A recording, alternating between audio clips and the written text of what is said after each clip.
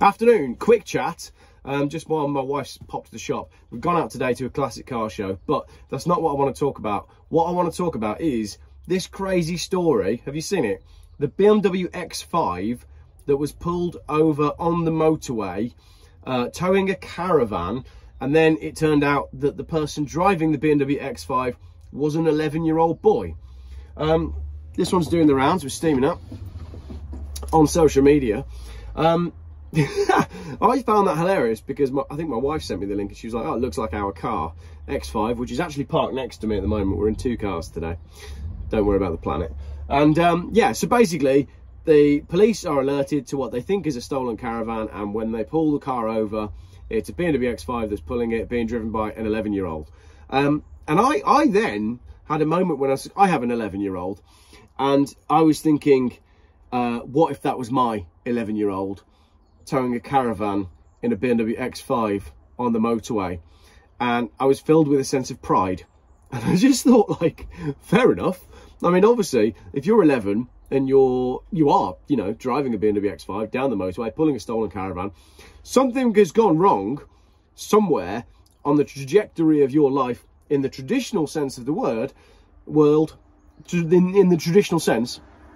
But also, if you are 11 years old and you are capable of safely towing a caravan, stolen or not, in a BMW X5 on a motorway, then something has also gone very right with your life, because well done. And I feel like at some point, have I failed as a father because my 11-year-old probably couldn't hitch up did the 11-year-old hitch? There's so many questions with this story. Did the 11-year-old hitch up the caravan themselves, or was the caravan hitched by somebody else? That would be my guess. There's got to be another car that was alongside the 11-year-old, and then when the police arrived, the other car went, "You're on your own, son." And has the child been taught how to deal with the police? I have so many questions about this story, but I think my real takeaway from that is I need to be doing more with my 11-year-old, because I feel like my 11-year-old should be able to tow a stolen caravan on the motorway in our BMW X5 if ever the moment arose. In order for that to happen, I do need to get a tow bar fitted to my BMW X5. So if you know someone that fits tow bars, please do get in touch, because, as I said, it would be really handy to teach my little lad to tow stolen caravans. Have a look for the story for yourself. I'm not going to dive into it in any great detail. This is just a general chat whilst waiting for my wife. You may notice my new headlining in my Renault. I've gone for, well, let's be honest, I've gone for £7 worth of wallpaper and a sixth of a packet of cheap wallpaper paste. So that was that. Took me about 2 hours yesterday. And I've got to be honest, if I knew it was going to work as well as it has, I would have taken more care and done a better job, because my headlining looks fantastic. I mean, it's not perfect by any stretch, but it's a whole lot better than what was there before, because if you saw any of my other videos, what was there before was basically tin foil, because I've lined the roof with like 6mm foam and aluminium, and it didn't look fantastic. And this is only temporary until I can get a proper headlining done. But the lead time for getting my headlining done was end of April. I thought, well, I don't want to drive around with bare aluminium above my head until the end of April. So I just did that myself. And as I said, I'm really pleased with the results. Lots more work to do on the inside of this car. We've been to a auto jumble today in Great Malvern. I don't know why Great Malvern doesn't have a good classic car show. You've got Three County Showground, which is massive, but as far as I can tell, they've not yet had a good classic car show yet. They're always rubbish. I gather Rustival, the car show hosted by Hubnut and iDriver Classic and Furious Driving, I gather it was very good. Lots of people have sent me photos, even of a Renault 10. There was a Renault 10 there as well. I had a poorly child yesterday. I had a child with earache, and everybody else seems to be ill at the moment. But it looks like a good show, and I'm glad that there's another good big classic car show on the calendar. The next big classic car show that I'll be at will be the restoration show in March.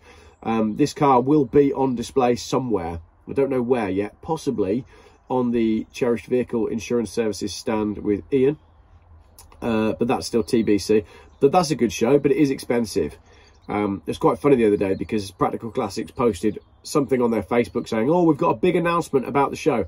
And they got torn to shreds in the comments with things like, is it that the parking's going to be cheaper? Is it that the entrance fee is going to be cheaper? Will the food be on offer? Because a day out at the NEC for 2 people, you ain't really getting any change for 100 quid. And then you've got all the stuff that you're going to buy when you're at the show. So I do think there are major problems with the NEC Classic shows in that they are very expensive, but they are good and they are indoor. Let me know in the comments what your favourite classic car shows are, especially if they're within like 50 miles of Worcester, because I'd like to get my Renault to some shows, and I know we're fairly early on in the show season and things haven't really kicked off yet. Indeed, the weather is naff and I've been driving around in the rain today, which is a shame. So that's it. I'm out and about in my Renault. I've got a kid's birthday party to attend this afternoon. What are you up to with your weekend? What have you been doing? It's Mother's Day, obviously. Have you sent your mother a text message or some flowers, or are you taking her out for dinner? Did you make your wife a cup of tea in bed this morning? I did, but then I got told off for not cooking her breakfast and taking flowers. Can't win. The other thing is, since I've got you for this slightly boring Sunday afternoon chat, but isn't that what Sunday afternoons are for? The other thing is, my podcast with Doc Malik is now on Spotify. So head over to Spotify, find the Doc Malik podcast. There's a 15-minute introduction where he's doing a chat with his daughter, and then after that, him and I get going on all sorts of different subjects, from cars through like YouTube, how I got to where I've got to, which is sitting in this car park, in this classic car, waiting for my wife to come back from the shop. There's a stereotype in there somewhere. But also, further on in the podcast, we get into cults. I feel like I grew up in a cult, and you can learn all about that in the podcast. And then we do a lot on COVID. And I was chatting to my wife this morning as we were she was kind of half listening to it whilst we were getting stuff ready. And I was listening in, trying to check that I hadn't actually said anything on the podcast that I didn't want her to hear. And I think we're okay.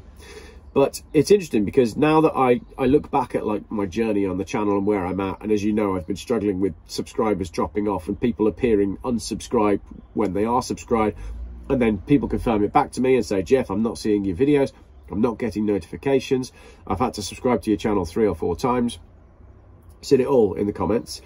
And it's got me thinking, because I look back now on my YouTube journey, and I was thinking this morning, there's videos that I was making even last year that I probably wouldn't put on YouTube now.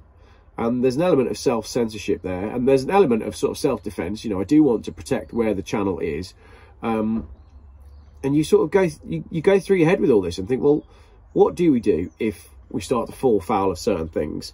And my kids are always like, oh, when are you going to get the next play button? And I think the next play button's 1 million subscribers. I'm not interested in getting 1 million subscribers. I was perfectly happy when there were less subscribers, so long as the videos are reaching people. You know, if it turns out that 100,000 subscribers is this thing where you start to appear on more radars that you don't want to be on, then I'd be quite happy to roll it back. Let's get back down to 80,000 subscribers and just let the videos get to people. But I don't know, because, you know, the algorithm is a very strange beast.